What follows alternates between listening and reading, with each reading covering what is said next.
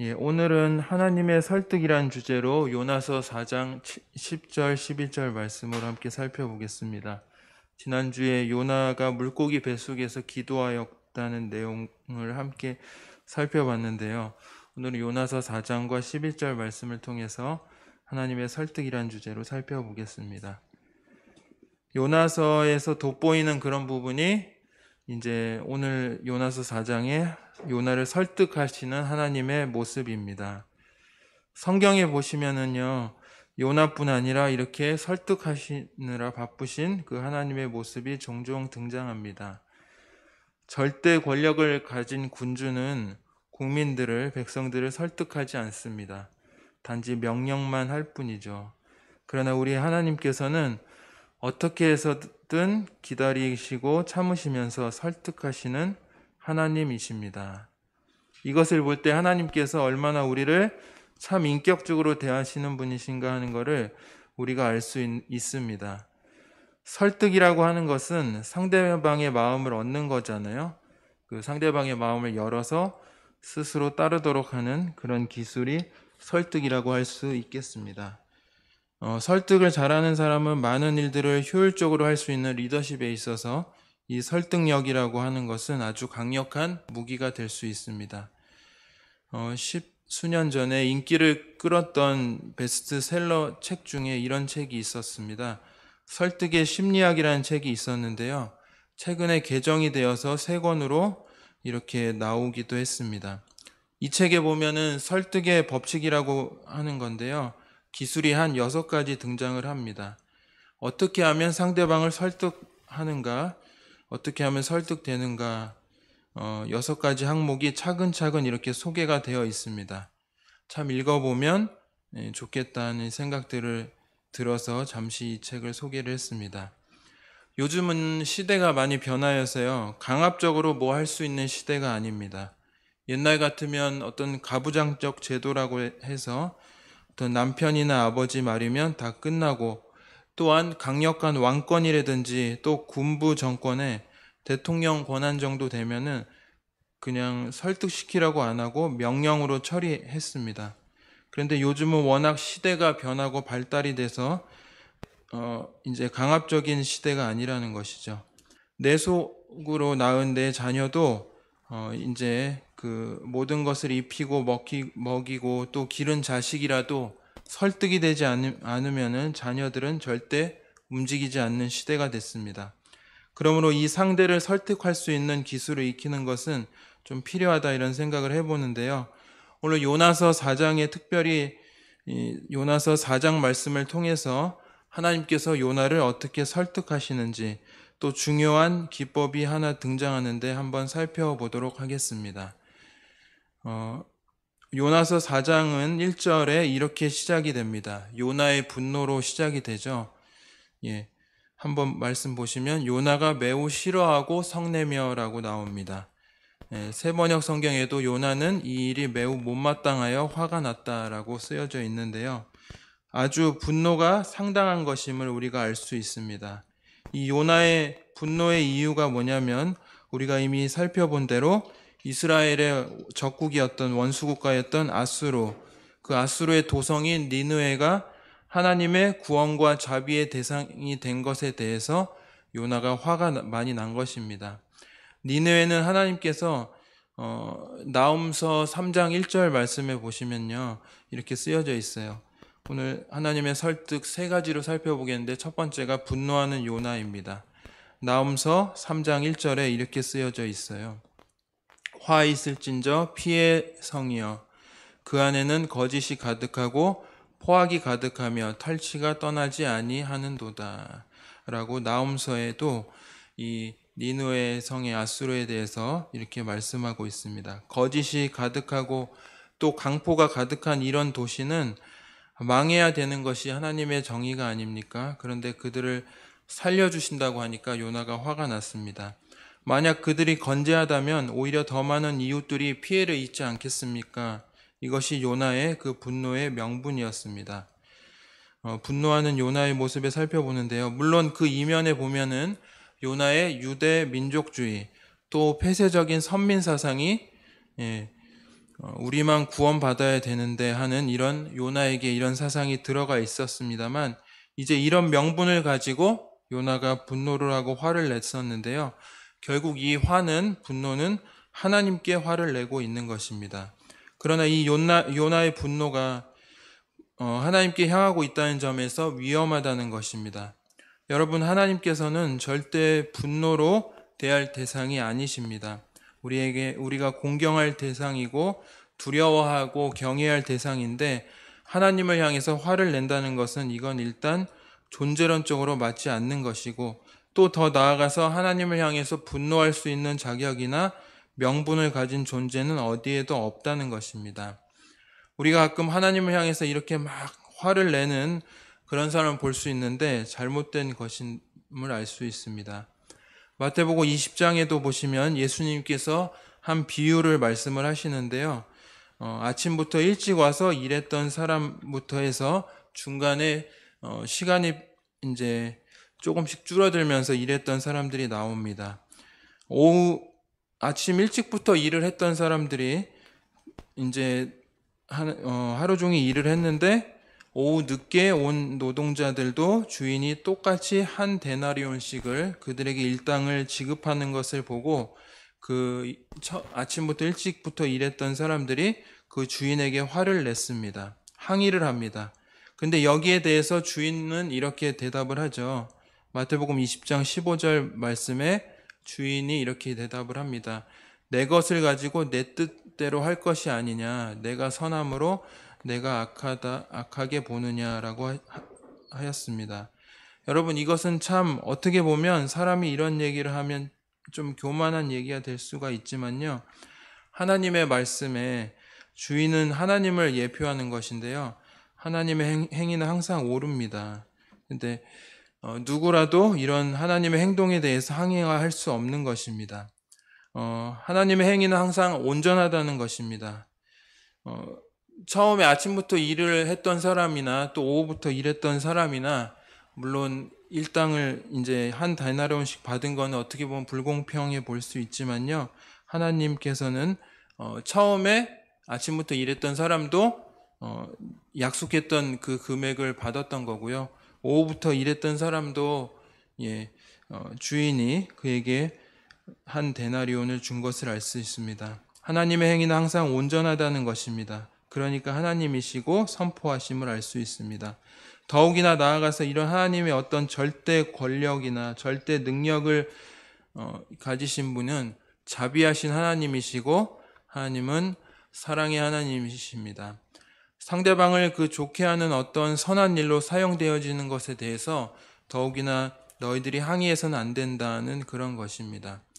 여러분, 이미 물고기 뱃속에서 오늘 요나에 대해서 살펴보고 있는데요. 요나가 뭐라고 했습니까? 요나서 2장에 그 구원을 거치면서 요나가 이렇게 고백을 했죠. 요나는 구원은 하나님께 속했습니다라고 항복선언을 했습니다. 하나님의 절대 권력에 대해서 인정을 한 것이죠. 근데 그럼에도 불구하고 여전히 이 요나가 하나님을 향해서 막 화를 내고 있습니다. 이렇게 하는 이런 모습은 옳지 않습니다. 근데 하나님께서는 어떻게 보면 한 대 회초리를 들어서 때리셔도 무방하시는데, 요나에게 그렇게 하셔도 무방하시는데 도리어 요나에게 대화를 시도하시고 설득을 하십니다. 사실 이것은 요나만의 문제가 아니죠. 어찌 보면 요나는 우리의 자아상과도 같습니다. 우리는 왜 그렇게 하나님의 말씀에 토를 달까요? 말씀이 선포되면 순종하고 가면 되는 것인데 왜 꼭 가야 됩니까? 나는 딴 데로 갑니다.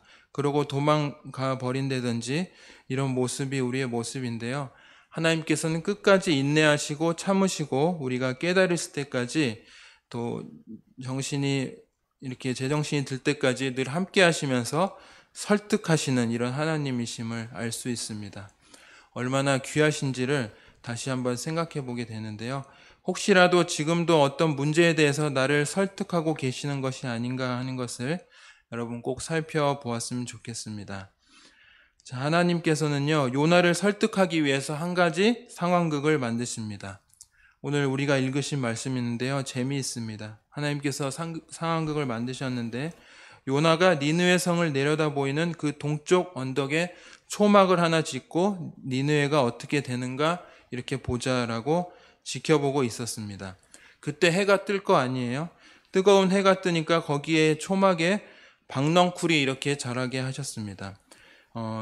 그 박넝쿨이 생기니까 그늘도 생기고 요나가 기분이 아주 좋았습니다. 근데 그날 밤에 벌레를 또 하나님께서 투입을 시켜서 박넝쿨을 다 갉아먹게 하셔서 이제 아침에 보니까 박넝쿨이 다 갉아먹혀지고 이제 말라서 죽게 됐습니다. 해가 떠오르고 다 말라버린 것이죠. 그러니까 그늘이 없어진 것입니다. 그늘이 없어진 데다가 하나님께서 또 한 가지는 뭘 보태셨냐면 뜨거운 동풍을 불게 하셔서 햇볕도 뜨거운데 뜨거운 바람까지 부니까 요나가 아주 죽을 지경이었습니다. 그래가지고 요나가 버럭 화를 내고 있는 것입니다. 그러니까 하나님께서 요나에게 이렇게 물어보셨죠. 요나야, 화 나냐? 그랬더니 요나가 너무 화가 나서 죽겠습니다 라고 이렇게 대답하고 화를 냅니다. 또 이제 이때 하나님께서 나타나셔서 이제 결정적으로 하신 말씀이 오늘 본문의 말씀인데요.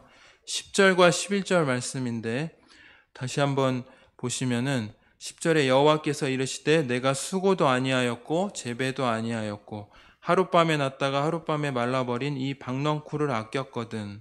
이제 중요한, 제가 빨간색으로 해놨죠.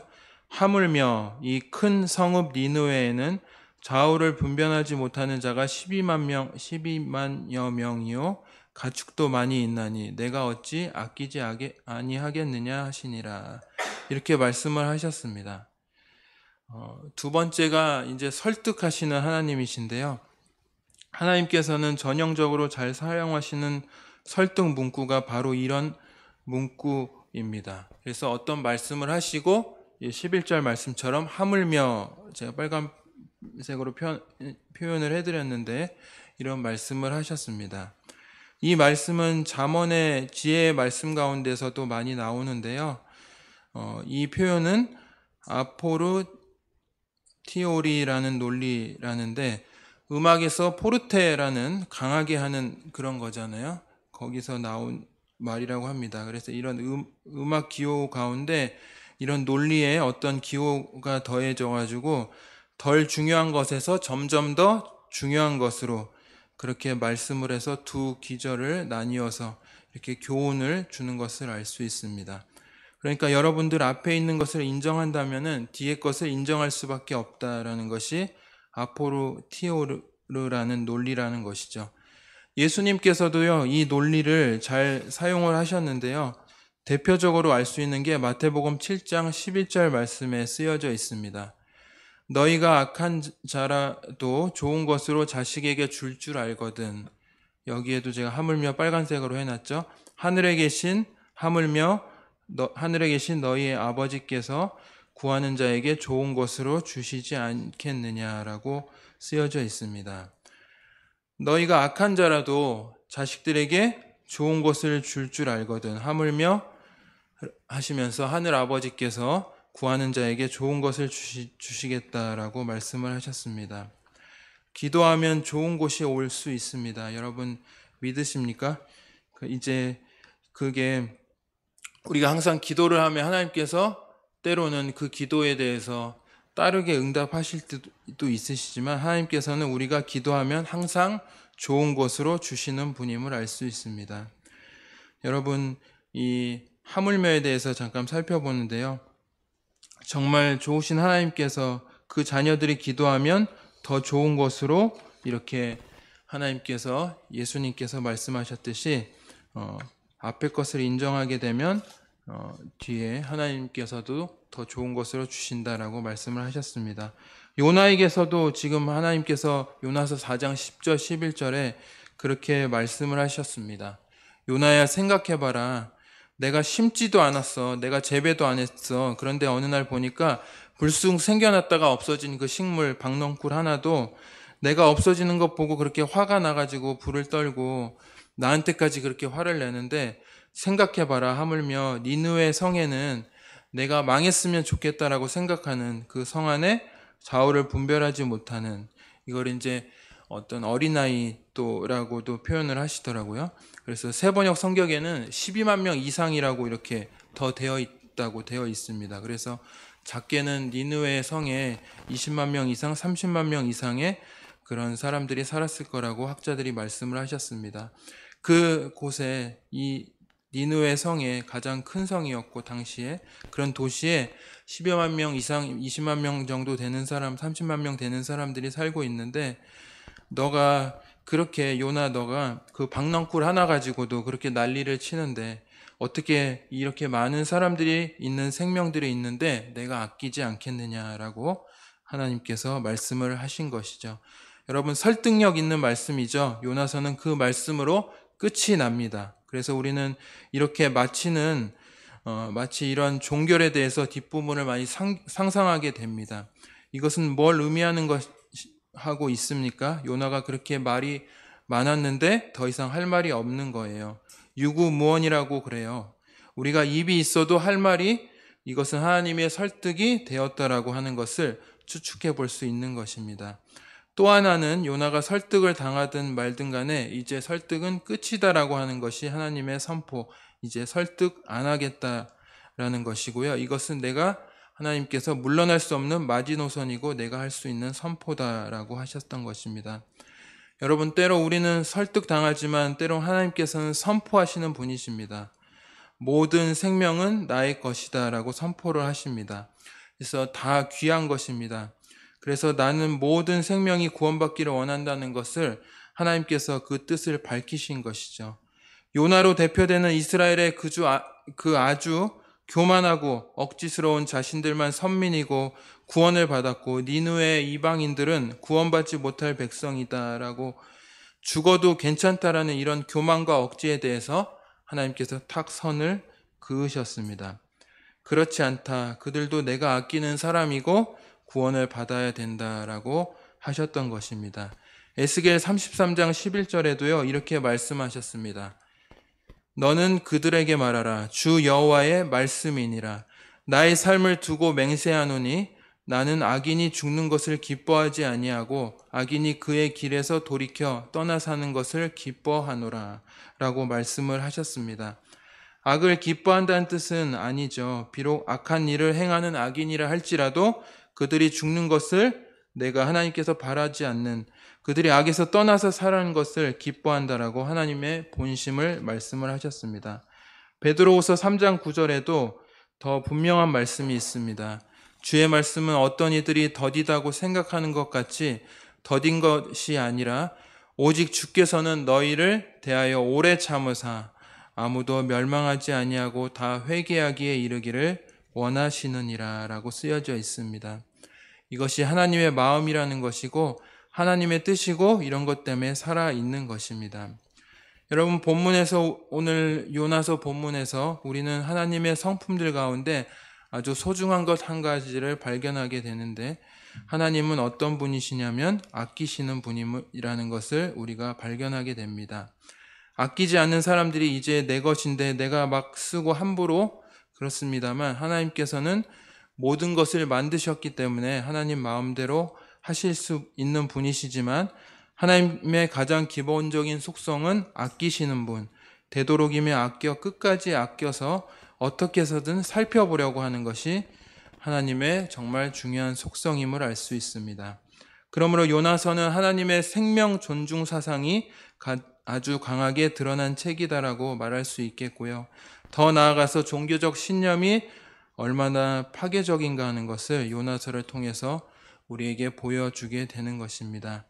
이런 어떤 잘못된 종교적인 과격한 레디칼한 근본주의적인 신앙들, 하나님의 진노로 다 죽어야 된다라고 생각하는 거라든지 이런 잘못된 것들이 오늘 요나서를 통해서 얼마나 파괴적인지 우리에게 말씀해 주고 있습니다. 그러므로 우리에게 니느웨와 같은 존재들이 있지 않습니까? 얼마나 그들이 밉습니까? 어쩔 때는 사람 같지 않는 사람 때문에 분노가 나기도 하고 분명히 있을 것입니다. 그러나 거기도 하나님께서 아끼시는 곳입니다. 하나님께서 아끼시는 저 니느웨와 같은 참 패역한 도성일지라도 하나님이 아끼시는 생명이 있는 곳이라는 것이죠. 그러므로 하나님이 우리에게 바라는 것은 그들에게도 복음을 전해서 그들이 살 길을 열도록 해주는 것이 오늘 우리에게 주어진 그런 사명이라고 할 수 있고요. 또 그들을 향해서 무작정 분노하고 그들을 향해서 저주하고 그러지 말고 여기서 하나님께서 기뻐하지 않나 물어보는 것입니다. 요나야, 내가 성내는 것이 옳으냐? 요나에게 물어보셨듯이 물어보는 것입니다. 여러분, 복음이라고 하는 것은 제가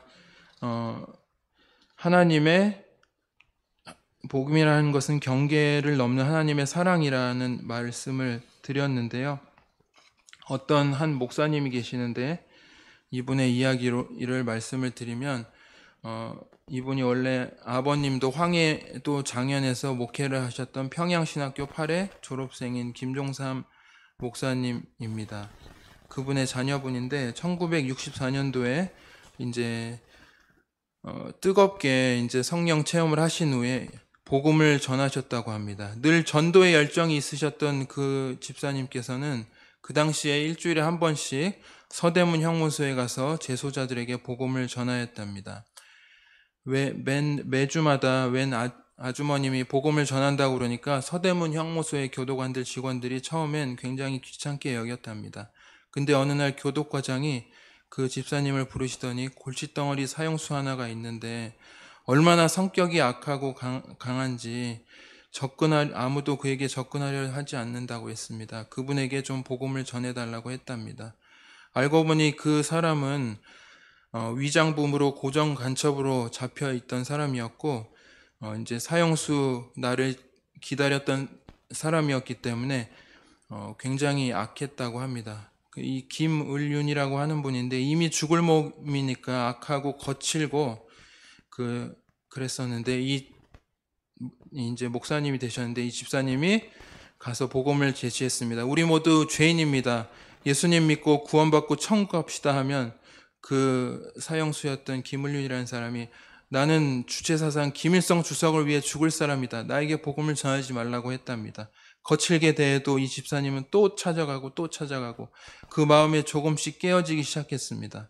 사형수 김일륜 씨가 그런 생각이 들었답니다. 내가 누군데 나는 사형수로 이미 죽을 날만 기다리고 있는데 왜 저 아주머니는 나에게 와서 예수 믿으라고 이렇게 하는가? 과연 죽으면 천국이 있는 것인가? 근데 그 복음을 그가 받아들이고 성령이 임했습니다. 그가 고백을 합니다. 내가 죄인임을 깨달았습니다. 이제 남은 여생 주님을 위해 살겠습니다. 이 감옥 안에서 예수님을 만나게 되었으니 이제 언제 죽어도 여한이 없습니다. 김을륜 씨는 성경 공부하는 것을 너무나도 사모해서 이 집사님이 오시는 날이면 아침 일찍 목욕을 하고 그 집사님을 기다렸다고 합니다. 성경책을 펴고 무릎을 꿇고 그 자리에 앉아서 기다리고 있다가 어머니의 말씀을 전하시면 그 말씀에 아멘 하고 그랬다고 합니다. 사형수가 모범수가 되었습니다. 교도소에 있는 모든 사람들이 깜짝 놀래고 그래서 교도소에 있는 이 집사님이 이제 교도소에 오는 이 집사님 귀찮아하지 않고 반갑게 맞이했습니다. 그날도 이 집사님이 김을륜 씨를 면회 가려고 하는데 교도소에서 전화가 왔습니다. 김 집사님, 오늘은 교도소에 오지 마세요. 교도소에 행사가 있습니다. 근데 무슨 일인가 하고 있었는데 오후에 다시 전화가 왔답니다. 오후 2시쯤에 집사님 김을륜 씨가 오늘 사형 집행됐습니다. 집사님이 형무소로 달려갔습니다. 교도과정이 기립해서 경례를 하면서 집사님, 제가 거룩한 죽음을 보았습니다. 그 흉악한 사람이 그렇게 천사 같은 모습으로 천국 가는 것을 제가 지켜보았습니다. 보통 사형수가 갈 때 두 사람이 이렇게 양쪽에서 잡고 가다가 면회 장소 오른쪽으로 가면은 그냥 가는데 왼쪽으로 가게 되면은 막 이렇게 난리를 피고 그러는데 반대편으로 꺾어서 딱 가는 순간 김을륜 씨가 붙잡지 마세요. 저는 아버지 하나님 계신 천국으로 갈 준비가 됐습니다. 그리고 사형장 지팡이 들어가셔서 마지막으로 할 말이 없냐고 할 때 김을륜 씨 이렇게 얘기했답니다. 여기 계신 사형 집행하는 여러분들은 법에 따라 저를 사형 집행을 하시지만 저는 영원한 천국에서 하나님 품 안에 안겨서 기쁨을 누리며 살 것입니다. 여러분들도 예수님 믿고 저 천국에서 다시 만납시다. 제가 마지막으로 찬송 하나 부르시겠습니다 하고 그 집사님과 즐겨 부렸던 찬송가 493장. 하늘 가는 밝은 길이 내 앞에 있으니 슬픈 일을 많이 보고 늘 고생하여도 하늘 영광 밝음이 어두운 그늘 그치니 예수 공로 의지하여 항상 빛을 보도다라고 찬송을 하고 김울린 성도는 세상을 떠났습니다. 그 전도하셨던 집사님이 시신은 어떻게 되냐고 물어보니까 연고자가 없는 시신은 형무소에서 그냥 처리합니다라고 했답니다. 그 집사님께서 시신을 저에게 주십시오. 제가 장례를 치르겠습니다라고 하고 제 스크린에 준비해 왔는데요. 오살리 최자실 기도원 금식 기도원에 가서 장사를 지내자라고 하면서 이 집사님이 가서 그곳에서 무덤을 만들고 성도 김을륜이라고 이렇게 해놨답니다. 생전에 그 집사님이 이제 목사님 되셨는데 김을륜 성도가 제일 먼저 보고 싶다고 하셨던 그분은 나중에 마지막으로 89세 일기로 천국을 가시기 전에 병상에서도 또 간호사와 병원에 계신 분들에게 복음을 전하시다가 천국을 가셨다고 합니다. 돌아가시면 그 김을륜 성도님을 가장 보고 싶다고 하셨던 분이 천국으로 가셨습니다. 예수님의 십자가의 복음은 어떠한 사랑도 변화시키는 위대한 능력이 있다는 것입니다. 복음이라는 거 하는 것은 경계를 넘는 하나님의 사랑임을 알 수 있습니다.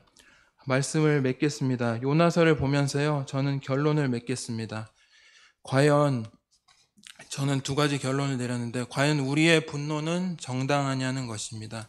여러분, 우리가 가끔 운전을 하다 보면 얄밉게 앞쪽에 새치기를 하는 분들이 계십니다. 그럴 때 화가 나는 때가 있습니다. 그 심리가 뭐냐면 내 길도 아닌데 화가 나는 것은 마치 자기가 확보된 길인데 그 길을 얄밉게 끼어들으니까 싫어하는 마음이 들고 이것이 때로는 주제넘는 분노가 아닌가라고 생각을 하게 됩니다. 우리의 분노는 요나처럼 정당할까요? 누군가를 향해서 분노를 향해 쏟아놓을 때 하나님께서 물어보십니다. 내가 성내는 것이 옳으냐 하는 이 질문 앞에 여러분, 우리는 분노를 정리할 필요가 있습니다. 지금 이 사회가 소위 분노 조절 장애 때문에 또 코로나 팬데믹으로 우리가 많은 어려움들을 겪다 보니까 차분하게 그렇게 하지 못하는 시대이지만요, 그런 시대에 차분하게 우리의 분노를 정리하는 것이 중요하다고 생각합니다. 또 한 가지는 말씀드렸듯이 하나님께서는 아끼시는 하나님이십니다. 우리는 아끼는 사람이 되어야 한다는 것이죠. 특별히 물건도 아끼지만 하나님께서 우리를 소중하게 여기듯이 우리들도 다 아끼는 사람이 되어야 되겠습니다.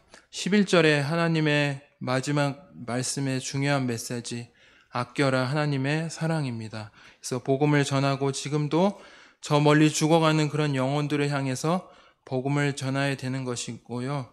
또 우리 주위에 아직도 믿지 않는 가족들을 향해서 그들을 아껴라, 사람을 아껴라 하는 것이 메시지입니다. 우리가 그렇게 살아갈 수 있기를 바랍니다. 마지막으로 저희가 찬송 한 장 드리실 텐데요. 그 찬송에 대한 제가 설명 잠깐 드리고 찬송 드리겠습니다. 내일일은 남 몰라요라는 찬송이 있는데요.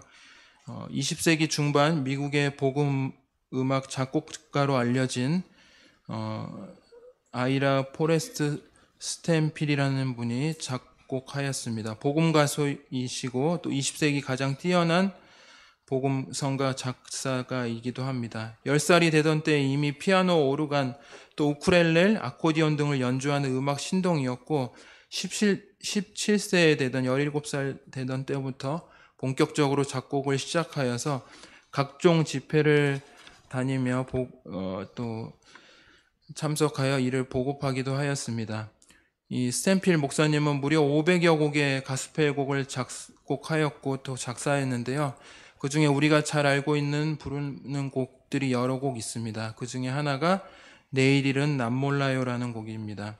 원곡은 누가 내일을 주관하는지 나는 알아요라는 주제인데요. 이 곡은 스탠필 목사님이 가장 힘들고 어려울 때 작곡한 찬송가 찬양이라고 합니다.